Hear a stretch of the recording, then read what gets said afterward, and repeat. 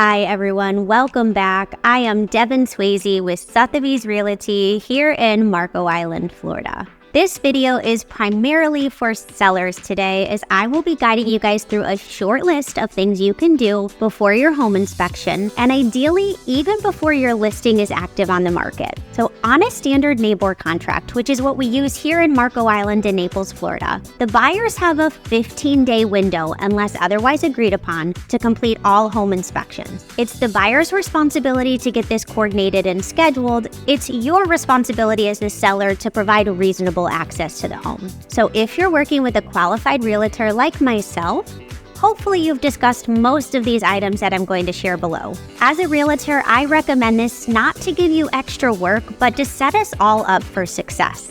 So one of the most frustrating things in a real estate contract is when our home inspection comes back with a laundry list of repairs, some of which could have been tackled with preventative maintenance. Our home inspection can set the stage for buyers. In a favorable manner, they can see your love and care for the home, or inspections can trigger panic. If we can prevent this panic from happening, why wouldn't we be proactive to increase our odds with a more successful outcome? So listen along as I walk you through my recommendations for sellers to prepare their home to be inspected. So let's start with who should attend the inspection. It's generally not a good idea for sellers to attend. This is a courtesy to the buyers to give them proper time to walk through the home with their inspector, speak openly, ask honest questions without the fear of offending anyone. It's also the time some buyers use to take measurements and begin mentally planning out their personal design ideas. It can be distracting and sometimes hurtful to hear that the buyers are going to make modifications to features of your home that you love. So some things are just better left not knowing. Similarly, it's easier to take comments about your home personally and invite negative emotions into the transaction.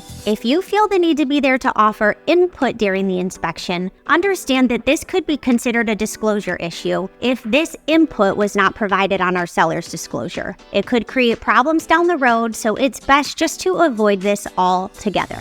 So what do you need to do to prepare your home for the inspection? Some of this I will likely recommend before we go on market, of course, and it's up to you if you choose to do it. And it may seem obvious, but sometimes you'd be surprised. One of the easiest and most simple items is light bulbs. I prefer they're all matching so pictures turn out better, but nonetheless, if the inspector flips on a switch and your light does not go on, I assure you, they do not carry around extra light bulbs to change it out for you. Instead, it's going to be noted in the report that the light is not functioning. It's easy to fix, to not plant a seed of doubt that there's any problems. So go ahead and switch out your light bulbs that aren't working. The next biggest request I have is to please get your AC unit serviced if you've not done this already. In our climate, this is the single piece of equipment that experiences the most wear and tear. If you do not have a regular service agreement or preventative maintenance, you should really get a tune-up call scheduled. This is going to ensure our drain lines are cleared and we're performing within the desired temperature differential. Buyers can see the care that you take for these units immediately through the inspection. So while we're talking about the air conditioning,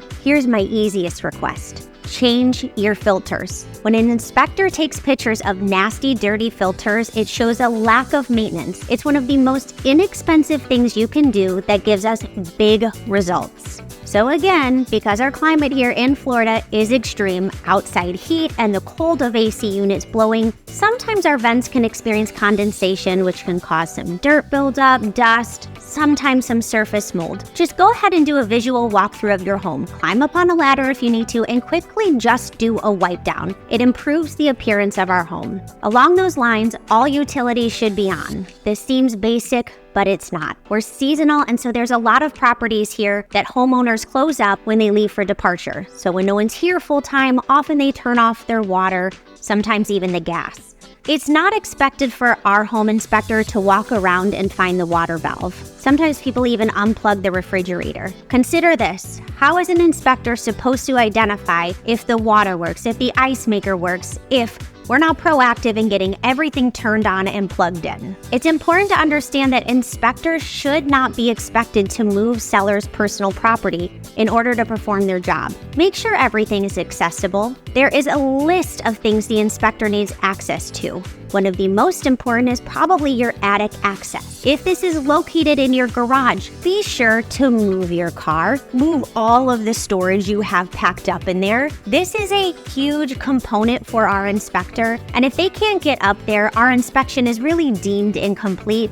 It's going to cost the buyers extra money and frustration. Some basic areas of accessibility are also going to include the washer and dryer. Please remove all your clothes. Similarly, this can be said for the dishwasher. Have it empty. Anyone store things in their oven? Go ahead and get everything removed. The inspector needs to make sure all of these appliances are in working condition. The electrical panel is also a big one. So often people store stuff all around it, making it inaccessible. This has happened to me before. In a condo, we couldn't find it, had to go down to the building manager who thought I was absolutely nuts. Needless to say, we wasted 45 minutes looking for a panel that was simply covered up by artwork. Sometimes as homeowners, we kind of forget the little things that pass over time and we think they're not a big deal. But when it comes time to sell, it's really smart to schedule a handyman for the day. If you've got light bulbs that are too high, some loose door handles, cleaning of sliding door tracks, just to make sure everything is properly functioning, a handyman costs maybe $65 an hour. It will pay off to take them for the day and just knock out this little list of to-do projects.